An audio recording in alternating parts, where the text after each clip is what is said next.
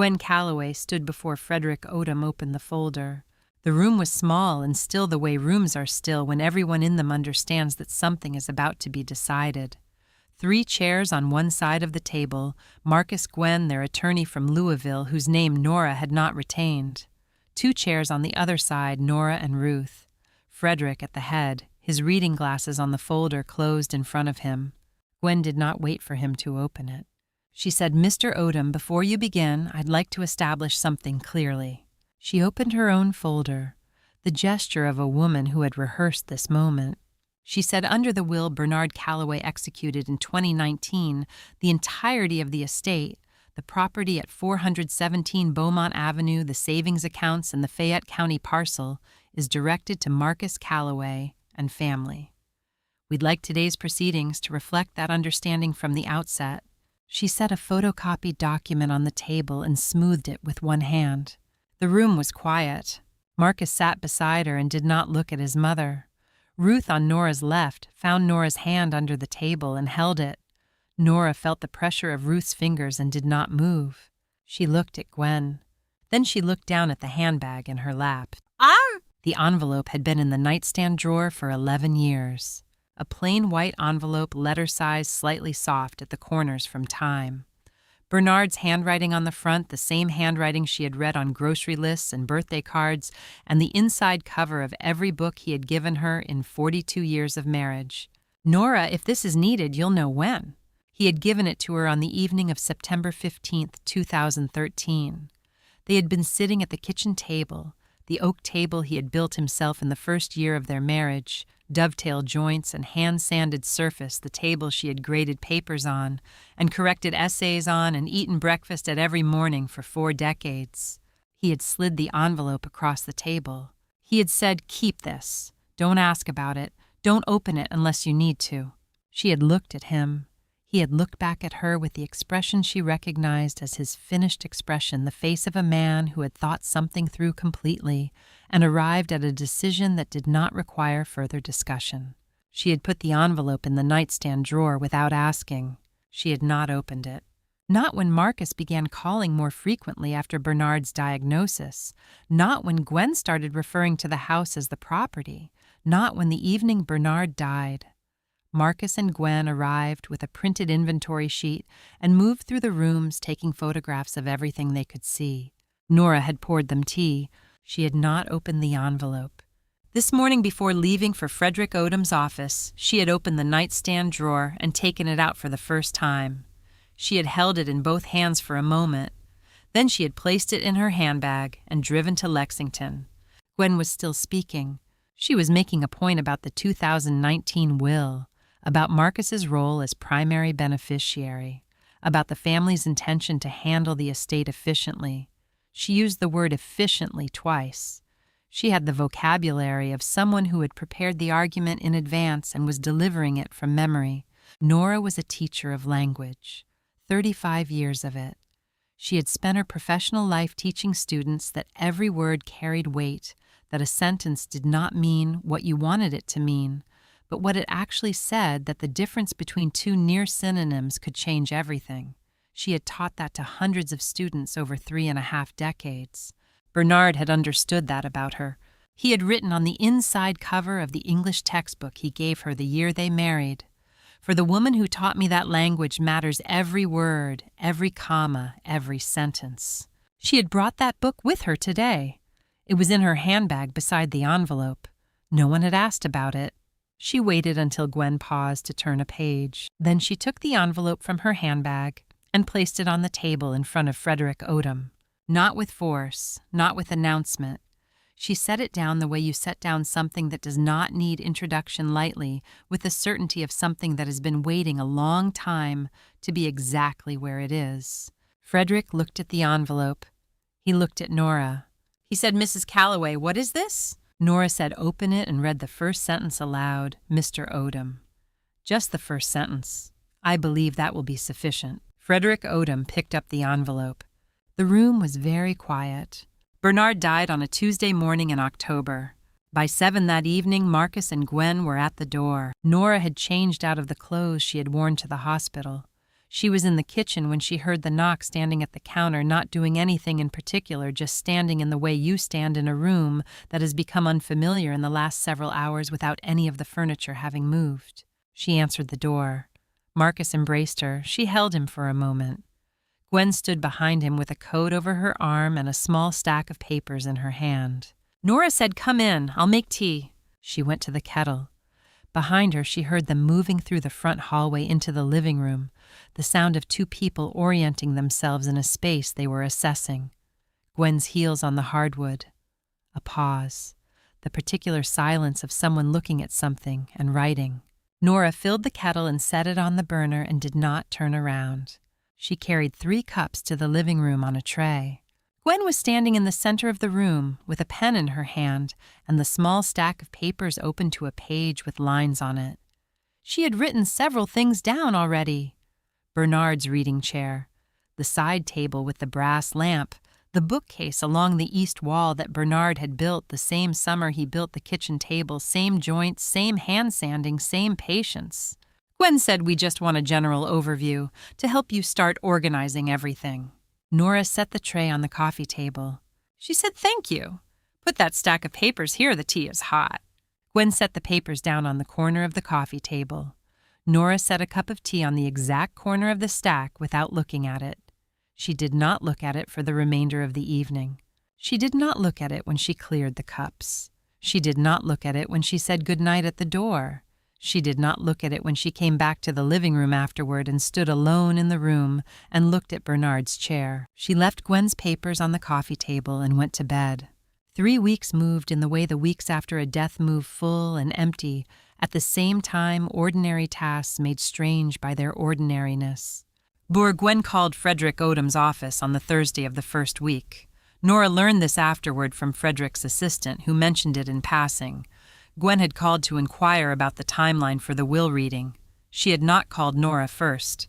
She had called the attorney directly, as if the sequence were already settled, as if Nora were a detail to be managed rather than a party to be consulted. Nora did not say anything about this when she learned it. In the second week, Marcus came alone on a Sunday afternoon. He sat at the kitchen table, the oak table, Bernard's table, and drank coffee and talked about practical matters. At the end of the visit, in the careful voice he used when he had prepared something to say, he suggested that the house might be a great deal to manage alone. He said the word alone twice. He mentioned a smaller property near his neighborhood. He mentioned that the transition could be handled gradually, that there was no pressure. Nora said, "Thank you for thinking of me." Marcus looked at her. She smiled at him, the way she had smiled at students who had given an answer that was almost correct and needed to think a little longer. He left without pressing the point. The third week, Gwen sent an email. Attached was a spreadsheet. Every item of note in the house organized by room with a column for disposition. 3 options per row, keep, donate, sell. Several rows already had marks in the column. The email was addressed to Nora. The subject line read, "Organization helping you move forward." Nora opened the email. She read it once. She closed her laptop. That evening she sat at the oak table in the kitchen and thought about the nightstand drawer in the bedroom, the white envelope. 11 years of it sitting exactly where she had put it, undisturbed, waiting with the patience of something that knew it would be needed eventually. Not yet, she thought, but soon. The letter from Frederick Odom's office arrived on a Wednesday. A formal notice of the will reading date, Thursday of the following week, 10 a.m. That same afternoon, before she had set the letter down, her phone rang. An unfamiliar number, Frankfurt prefix. She answered. The woman said, "Mrs. Calloway, my name is Celeste Prudhomme. I'm an attorney in Frankfurt. Bernard asked me to call you if you received a letter from a Mr. Frederick Odom." Nora stood in the kitchen with the letter in one hand and the phone in the other. She was quiet for a moment. Then she said, "I understand. Celeste said I'll be in Lexington next Thursday morning. Nora said I'll see you there." She set the phone on the table. She set the letter beside it. She looked at the oak table, the grain of it, the surface Bernard had made smooth with his hands in the first year of their marriage, the table at which he had slid a white envelope toward her 11 years ago and said, "Don't open it unless you need to." She thought 1 more week. She could wait 1 more week. She had waited 11 years. The house was quiet by 8. Nora had eaten a small dinner, washed the dishes, and turned off the lights in the front rooms, the way she always did in the evenings, working from the front of the house toward the back, until only the kitchen light was on. It was a habit from 42 years of the same evenings, and she saw no reason to change it now. She sat down at the oak table. The white envelope was in the nightstand drawer in the bedroom. She had known all evening that she was going to get it. She had made dinner first and washed the dishes first because she was not a woman who left things undone in order to get to the next thing faster. She finished what she started. Bernard had always said that about her, not as a critique, as a description. "You finish what you start, Nora. It's the most important thing about you." She went to the bedroom and opened the nightstand drawer. The envelope was exactly where she had placed it 11 years ago, slightly soft at the corners from time, Bernard's handwriting on the front still clear. She had dusted around it when she cleaned. She had moved it once briefly when she replaced the drawer liner and placed it back in the same position. She carried it to the kitchen and set it on the oak table in the warm circle of the overhead light. She sat down. She looked at his handwriting for a while. "Nora, if this is needed, you'll know when."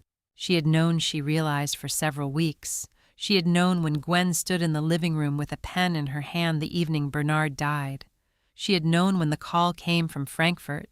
She had simply been waiting for the right moment to confirm it, the way you wait to speak in a classroom until the room is ready to hear. She opened the envelope. Inside, a folded sheet of paper and a smaller slip the size of an index card. She took out the index card first. Bernard's handwriting smaller than the envelope inscription, the handwriting of a man writing quickly because the thought was already complete and only needed recording. "Read this in front of Frederick Odom, not before. Celeste Prudhomme, 502448771, will bring a certified copy if needed." She set the card down. She unfolded the sheet of paper.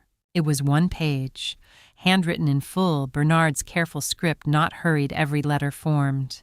At the top, in the same hand, holographic codicil to prior will. Below that, a date, September 14th, 2013. Below that, one sentence. She read it. She read it again. Then she set the page flat on the oak table and placed her hands on either side of it and looked at the sentence the way she had looked at student essays for 35 years, not for what she wanted it to say, but for exactly what it said. "I hereby designate Nora May Calloway as the sole beneficiary and sole executor of my entire estate, including the property at 417 Beaumont Avenue, all savings accounts, and the Fayette County parcel, regardless of any document signed after this date." She read it aloud quietly to the kitchen, to the table Bernard had made with his hands in the first year of their marriage. Her voice was the voice she used in the classroom when she read a passage she wanted students to hear correctly, steady, unhurried, each word given its proper weight. 1 sentence. She had taught for 35 years that a single sentence, correctly constructed and precisely placed, could contain everything that needed to be said. She had taught that to students who wrote in circles and qualifications, and excess who believed that more words made a stronger argument. Bernard had known that about her. She folded the codicil carefully along its original crease, the way she folded student papers that needed to be returned without damage. Then she picked up her phone and dialed. "Yes?" Celeste answered on the second ring. Nora said, "Mrs. Prudhomme, I've opened the envelope." Celeste said, "I thought Bernard would give it to you sooner or later. Have you read it through?" Nora said yes. Celeste said, "Do you need me to explain anything?" Nora said no. "I understand every word. I only need you to bring a certified copy to Mr. Odom's office tomorrow morning." Celeste said, "I'll be there at 9:30. A pause on the line. Then Celeste said, "Mrs. Calloway, Bernard told me something when he left the envelope with me in 2013. He said, 'Celeste, Nora teaches English. If anyone in that room understands exactly what that sentence means, it will be Nora.'" Nora was quiet for a moment. She looked at the codicil on the oak table, then at the bookshelf in the living room doorway where the English textbook Bernard had given her the year they married stood between 2 heavier volumes worn spine the cover she had looked at for 4 decades. "For the woman who taught me that language matters every word, every comma, every sentence. Same man, same belief. One written in the first year of their marriage, one written 40 years later. Both trusting her to read correctly. She said Bernard always knew. Celeste said he always did. Nora said goodnight and set the phone on the table. She sat for a while longer in the kitchen light with the codicil in front of her and the house quiet around her and Bernard's table solid under her hands. Tomorrow she would carry this sentence into a room where people believed they had already won. She would wait for the right moment. Then she would ask Frederick Odom to read it aloud. Frederick Odom's office was on the 3rd floor of a building on Main Street that had been renovated twice since Bernard and Nora had moved to Lexington. The waiting room smelled of old carpet and fresh coffee. His assistant showed them in at 5 minutes to 10. The conference table seated 8. Nora and Ruth took the 2 chairs on the window side. Marcus and Gwen sat across from them, their Louisville attorney, a man named Pryor, whose last name Nora had read on his business card and not retained at Gwen's left. Frederick sat at the head, his folder closed, his reading glasses on the table beside it. Tina Marsh, his associate, sat at the foot with a legal pad. Nora set her handbag on her lap. In the back row of chairs along the wall, a woman in a gray blazer sat with a document folder on her knees. She had arrived before anyone else. No one had introduced her. No one had asked. Frederick said, "I think we're ready to." Gwen stood up. "Ike!" She had prepared carefully. Nora could see that in the first few seconds, the way Gwen opened her folder to a marked page, the way she had organized her points so they moved in a clean line from premise to conclusion. She had the cadence of someone who had rehearsed this in front of a mirror. She said, "Mr. Odom, before we begin, I want to establish the framework for today's reading." She placed a photocopied document on the table and turned it to face Frederick. She said, "Under the will Bernard Calloway signed in 2019, witnessed by Marcus Calloway, and myself prepared by your office, the entirety of the estate is directed to Marcus Calloway and family, the property at Beaumont Avenue, the savings accounts, the Fayette County parcel. We'd like today's proceedings to reflect that disposition from the outset so we can move through the details efficiently." She said the word efficiently the same way she had said it before, with the confidence of someone who had used the right word and knew it. Marcus nodded at each point. Pryor made a note. Tina Marsh's pen moved across her legal pad. Frederick sat with his hand resting on his closed folder and did not speak. Nora watched Gwen. She did not interrupt. She did not shift in her chair. Ruth's hand found hers under the table and she held it without squeezing. She listened to Gwen's argument the way she had listened to student presentations for 35 years, fully without reaction, hearing not just what was being said, but what was being assumed. Gwen assumed the room had already agreed with her before she walked in. Nora had spent a career teaching students that assumption was where arguments collapsed.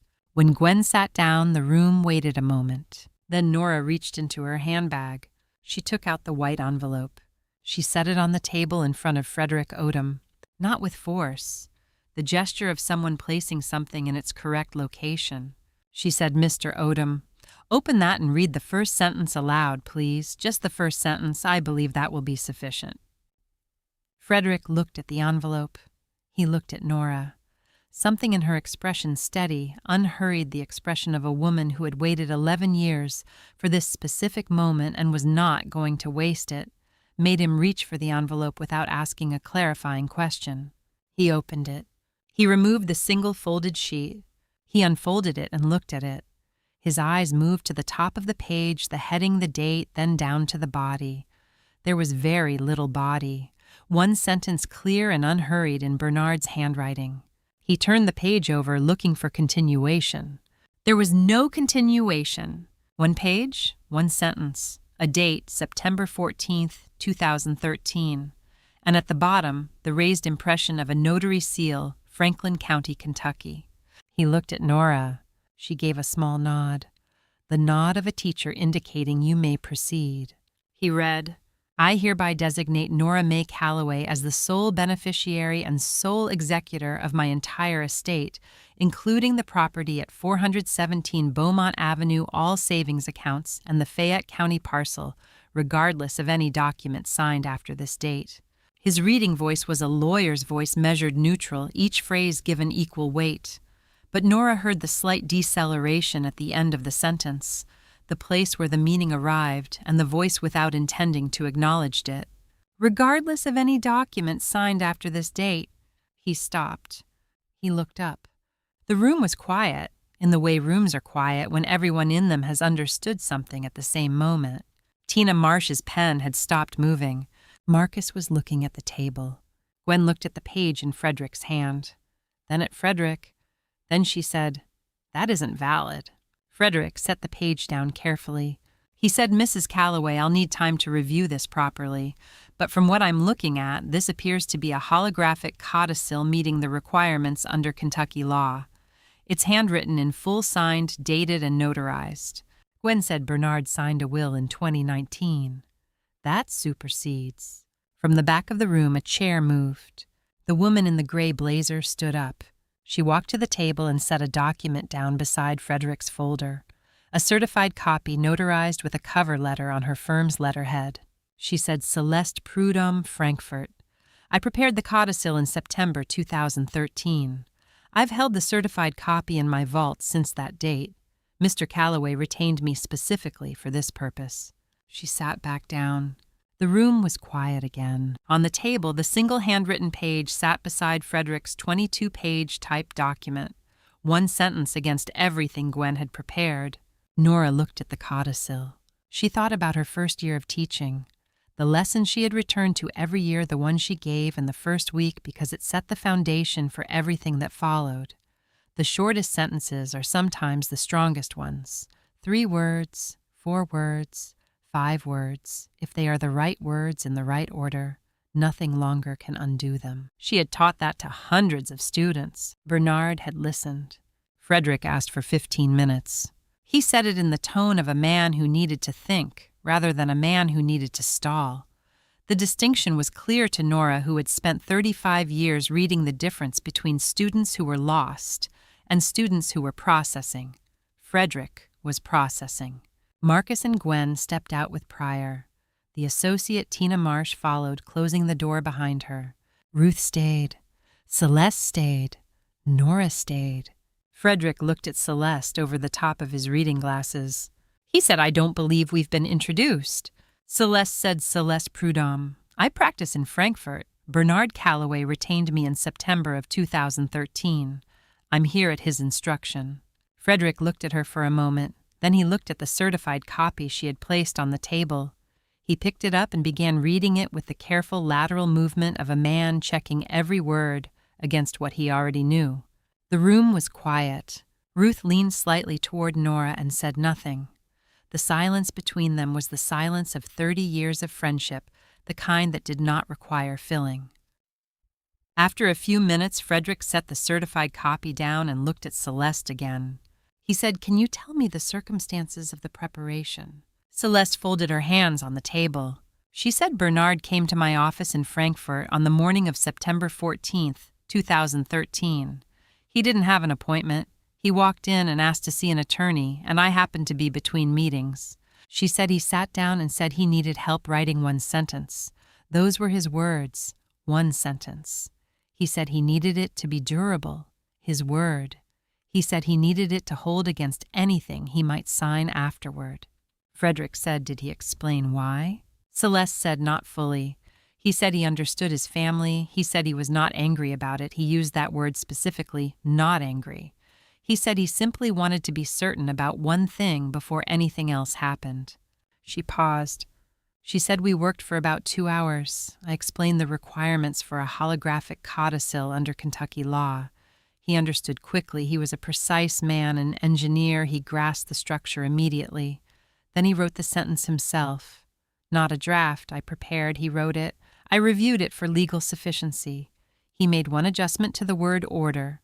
Then he signed it, and we had it notarized the same afternoon." Frederick said the $400 payment. Celeste said personal check, separate account. He told me the account wasn't one his family had access to. He wrote the check at my desk, and I have the copy. She opened her folder and placed a photocopy on the table. A check in Bernard's handwriting. Legal Services, C. Prudhomme. September 14th, 2013. Ruth looked at Nora. She said quietly, "Did you know when he did this?" Nora said not the date, but I know why. Ruth said why. Nora looked at the oak table and the memory she kept of that evening, the way it had looked in the autumn kitchen light, the soup Bernard had made the ordinary Tuesday that had contained something she had not understood until now. She said, "In 2013, my sister." She stopped. "Ruth, my sister lost her house in a way she didn't see coming. I didn't tell Bernard the details, but he saw how I was for those months. He asked enough to understand without asking more than I could give." Ruth was quiet. Nora said he didn't do this because he was afraid of Marcus. He did it because he saw me watching my sister, and he understood something that I hadn't said aloud. She looked at the codicil on the table. She said that was always how Bernard worked.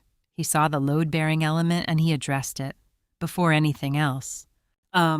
Frederick had been listening. He set down his pen and looked at Celeste. He said, "When Bernard left your office that day, did he say anything?" Celeste was quiet for a moment, the quiet of someone locating a specific memory. She said he said one thing at the door. I wrote it down because I thought it was worth keeping. She opened her folder again. A small page of handwritten notes dated September 14th, 2013. She read, "Nora teaches English. She knows that language matters more than almost anything. I want to give her what she teaches, one right sentence strong enough to stand alone." The room was still. Nora looked at Celeste.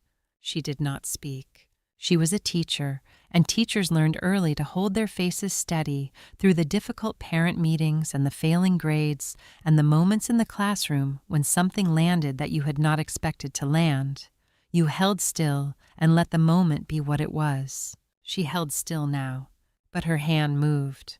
She placed it on the codicil where it lay on the table lightly, the way you place a hand on the shoulder of someone you love when words are not the right instrument.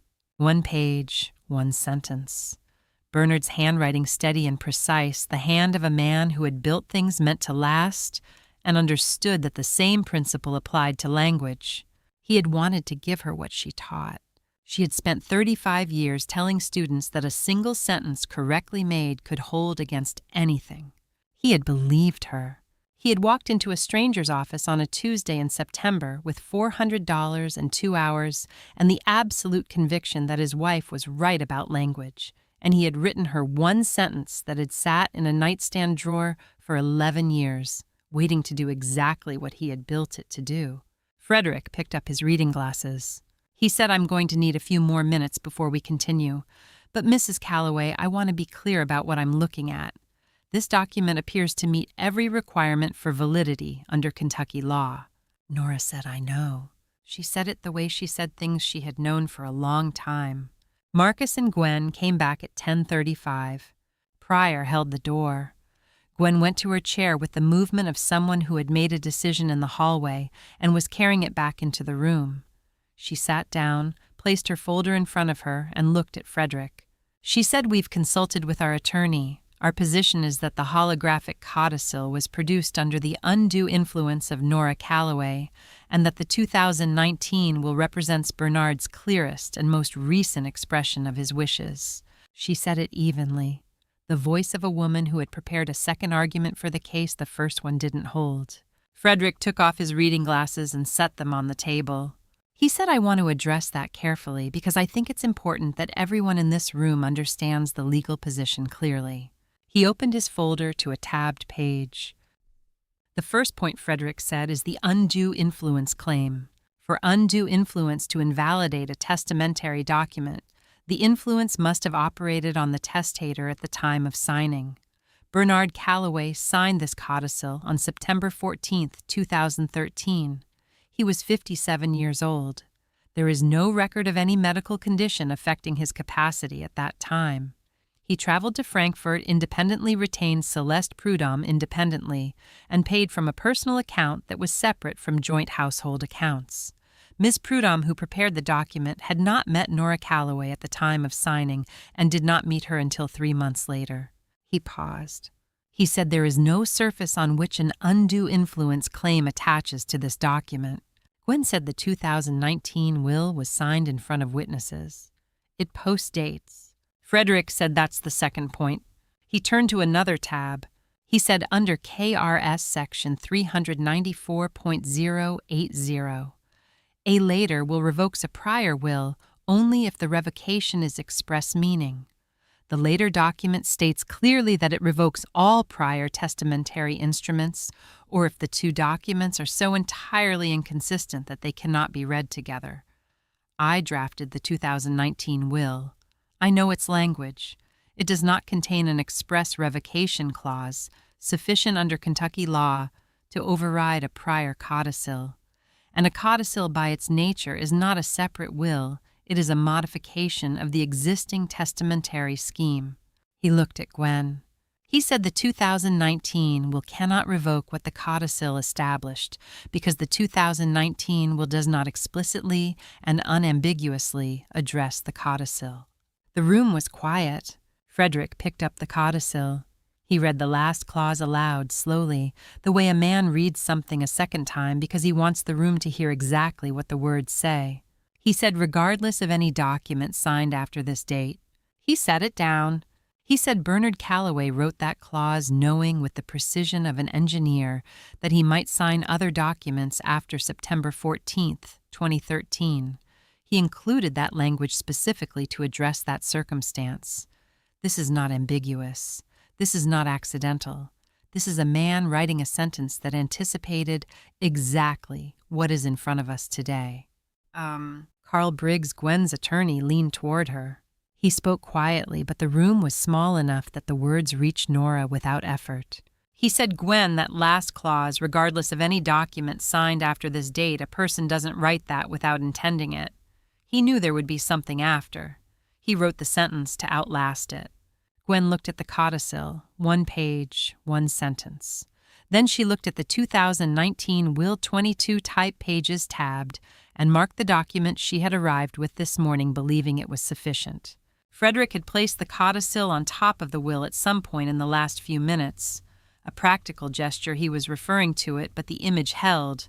1 handwritten page on top of 22 typed ones. Gwen was quiet for the first time since she had stood up at the beginning of the meeting. Not the quiet of preparation, the quiet of a woman who had reached the end of her prepared material and not found another page.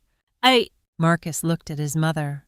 It was the first time he had looked at her directly since the codicil had been read. Nora looked back at him. She did not look at him with anger. She did not look at him with the expression of someone who had won something. She looked at him the way she had looked at students who had worked through a difficult passage and arrived finally at what it meant with the patience of someone who had always known they would get there eventually and was simply waiting for them to arrive. Marcus held her gaze for a moment. Then he looked at Gwen. He said, Gwen. 1 word. Gwen looked at him. He said, stop. The room was quiet. Gwen looked at the codicil on top of the will. She looked at Celeste Prudhomme sitting at the back of the room with her folder closed on her lap. She looked at Frederick, who was watching her with the neutral expression of a man who had already written his notes and was waiting for the meeting to catch up to what the documents had already decided. She closed her folder. She did not say anything. Outside the window on Main Street, an ordinary Thursday in Lexington continued without awareness of what had just ended in a third-floor conference room, quietly without drama, the way things end when the right sentence has finally been read aloud to the right room. Carl Briggs gave a small nod. It was the nod of a lawyer who had reviewed the material and arrived at the same conclusion the material required. He said nothing. He closed his own folder. Gwen watched him do it. She set her folder on the table. She did not say anything. Frederick looked around the table, at Gwen's closed folder, at Pryor, who had stopped writing, at Marcus, who was looking at the surface of the table with the expression of a man who had arrived somewhere he had not expected to arrive. Frederick said, I'll need to complete the formal process.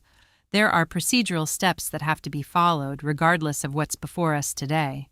But I want to be direct. Based on what I'm looking at, I don't see grounds for continuing a dispute. The codicil appears valid. The language is unambiguous. I'll be in touch with all parties within the week. He set his reading glasses down. The meeting had ended without anyone declaring that it had ended. Nora looked at the codicil. It was still on the table in front of Frederick, the single handwritten page lying on top of the 22 typed ones. Bernard's handwriting in the overhead light of a conference room on a Thursday morning, 42 years after he had first picked up a pen to write something for her. She did not smile. She did not look at Gwen. She did not look at Marcus. She stood up and walked to Frederick's end of the table. She picked up the codicil with both hands. Carefully, the way you pick up something that has been doing important work and deserves to be held correctly now that the work is finished. She looked at the sentence one more time. Then she folded it along the original crease, the crease Bernard had made when he folded it the first time 11 years ago before he placed it in the envelope. She slid it back into the white envelope. She put the envelope in her handbag. Celeste came forward as Nora was fastening the clasp. She extended her hand. She said, "Mrs. Calloway, Bernard would be pleased." Nora shook her hand. She said he was pleased in 2013, Mrs. Prudhomme. Wasn't he? Celeste looked at her for a moment, the look of someone hearing something said that they had been thinking without saying. She said, "He told me something when he left my office that day. He said, I know Nora won't open the envelope until it's the right time. That's why I'm trusting her with it." Nora held that for a moment. She had not opened it when Marcus started calling more frequently. She had not opened it when Gwen brought the inventory sheet. She had not opened it through the months of careful maneuvering and polite pressure and the slow accumulation of assumptions about what was already decided. She had opened it the night before because that was when she had known. She said, "Thank you for coming." She picked up her handbag. She picked up the English textbook from the chair where she had placed it at the beginning of the meeting. Ruth stood and fell into step beside her. "Ah!" At the door, Nora stopped. She did not turn around. She did not look back at the table or the people still sitting at it or the 22-page will lying on the table with one handwritten page on top of it. She stood at the threshold for a moment with her hand resting on the cover of the textbook. The cover was worn. 35 years of it in classrooms in the handbag she carried to school every morning on the desk where she had written her lesson notes. The spine had been repaired twice. The corners had softened with handling. The pages inside still held her margin notes from the first year she had used it, and Bernard's notes in the margins she had found after he died, his handwriting in pencil careful and light in the passages he had wanted to remember. She had found the underline when she was going through his things. Emily Dickinson. Blue pen. The line drawn before 2013, before Frankfurt, before the codicil drawn in the years when he was simply a man reading his wife's textbook because he wanted to understand what she taught. Tell all the truth, but tell it slant, she had told her students it was about indirection, about approach, about the angle of honesty. Bernard had read it differently. He had read it as instruction, find the fewest words that carry the whole weight. Find the sentence that cannot be argued with. Write it down. She said it quietly to the book, to the door, to no one in the room, and to one person who was no longer in it. She said one sentence contains the whole truth, the briefest, most direct it can be. A pause. She said Bernard remembered. Then she stepped through the door and walked down the hallway with Ruth beside her toward the elevator and the ordinary Thursday waiting outside. The house was quiet when she got home. She set her handbag on the table by the door. She took the English textbook from her bag and placed it on the shelf where it had always been the second shelf between the dictionary and the collected poems, the spine facing out, the way it had faced out for 35 years. She went to the kitchen. The oak table was there the way it was always there. She did not think about this consciously. She simply walked to her chair, the one on the window side that looked out at the garden, and sat down. The garden was bare in the November light. The forsythia along the back fence was stripped, the hydrangea cut back to its winter shape. Bernard had planted the forsythia in their 3rd year in the house. He had planted it because she had mentioned once without particular emphasis that she liked the way it looked in March. He had not mentioned that he remembered. He had simply planted it the following spring.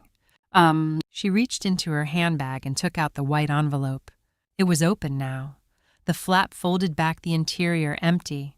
She had carried it this way since leaving Frederick Odom's office, the codicil folded inside the envelope closed over it, and then in the elevator she had slid the codicil out and placed it in the interior pocket of her coat where it would be flat and protected. The envelope was just the envelope now. She held it in both hands and read Bernard's handwriting on the front. Nora, if this is needed, you'll know when. She thought about 11 years. 11 years of this envelope in the nightstand drawer lying in the same position she had placed it the evening Bernard slid it across this table. She had dusted around it. She had moved it once to replace the liner and put it back. She had opened the drawer on ordinary evenings looking for other things and seen it there and closed the drawer. She had not been waiting exactly. She had simply been living the evenings at this table, the grading and the lesson plans and the conversations with Bernard about her students, his projects, the ordinary accumulation of a life shared without ceremony. And the envelope had been there all of those evenings in the drawer patient, in the way that things are patient when they have been made correctly and placed in the right hands. She set the envelope flat on the oak table. The grain of the wood was visible beneath it. Bernard had sanded this table by hand in the garage over 2 winter weeks, working in the evenings by a clip-on lamp, and when he had brought it into the kitchen on a Saturday morning and asked where she wanted it, she had said there, that spot, the one under the window, and he had set it down, and it had not moved since. He had said a good table is one you don't have to worry about going anywhere. She had thought he was talking about the table. She heard her phone ring in the other room. She let it go to voicemail. A few minutes later, it rang again. "Ruth," she answered. Ruth said, "Nora, are you all right?" Nora said, "I'm all right, Ruth. I'm sitting at the kitchen table." Ruth said, "Bernard's table." Nora said, "That one." A pause on the line. Ruth's pauses had specific textures after 30 years. This one was the pause of someone who understood and was deciding whether understanding was enough or whether presence was needed. Ruth said, "Do you want me to come over?" Nora said, "No, thank you. I'm genuinely all right. I just need to sit with him for a little while." Ruth said, "Call me later." Nora said she would. She set the phone on the table and looked out at the bare garden. She thought about the nightstand drawer. For 11 years it had held the envelope. She had organized everything else in that drawer over the years, moved things in and out, cleared the clutter that accumulated, replaced the liner. The envelope had been the one constant, the fixed point around which everything else arranged itself. Now it was empty. She would not put anything in it to replace what had been there. She had thought about this on the drive home, not as a decision exactly, but as a recognition. The drawer had held the envelope because the envelope needed to be held. Now the work was done. Some spaces were correct when they were empty. She looked at the envelope on the table. She said it quietly, to the table, to the kitchen, to the man who had built them both, the table with his hands, the sentence with his handwriting, both in the first years of things that turned out to last. She said, "You built this table in the first winter we were married. You said a good table is one you don't have to worry about going anywhere." She paused. She said, "I don't think you were talking about the table." She folded the empty envelope along its length gently, the way she folded a student's paper when the work was finished and deserved to be handled with care. She set it on the table. Outside the window, the last of the afternoon light was moving across the bare garden, crossing the forsythia Bernard had planted in their 3rd year, because she had mentioned once without emphasis that she liked it in March. He had heard her. He had always heard her. The house settled into evening the way old houses do. Nora made tea. She moved through the kitchen with the ease of long familiarity, the kettle, the cup, the drawer where the tea had always been kept. Small actions that did not require thought, which was why she did them. Her hands knew where everything was. She let her hands lead and her mind rest. She brought the cup to the table. She went to the shelf and took down the English textbook. She carried it to the table and set it down and opened it to the page she had taught every year for 35 years. The page with the Dickinson poem. The page where the spine had a slight outward bow from decades of opening to this exact place. She sat down. The overhead light was warm and low.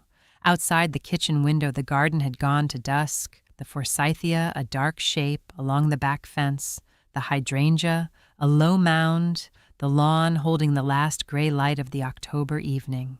She looked at the page. Bernard's blue pen underline was still sharp.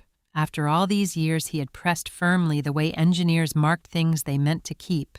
The line ran the length of the sentence without wavering. Tell all the truth, but tell it slant. She had taught that line for 35 years. She had explained it differently to different classes over the decades, sometimes as a lesson about indirection, sometimes about compression, sometimes about the relationship between form and meaning. But always she had come back to the same central point. The right sentence does not need support. It stands because it is true and because it was made correctly. Beside the underline in pencil so faint she had almost missed it the first time Bernard's handwriting in small, careful letters. She read it again now. Nora taught this line for the first time October 3rd, 1988. I heard it through the classroom door that day. I have remembered it since. She sat with that for a long time. October 3rd, 1988. She had been 37 years old. Her first year with the 11th grade, her first year with this particular textbook. She had not known Bernard yet. She would not meet him until 2 years later at a dinner hosted by a colleague, a Friday evening in the spring of 1990. When he had told her years into their marriage that he had heard the Dickinson line before he knew her, she had asked which class he had been in. He had said he hadn't been in any class.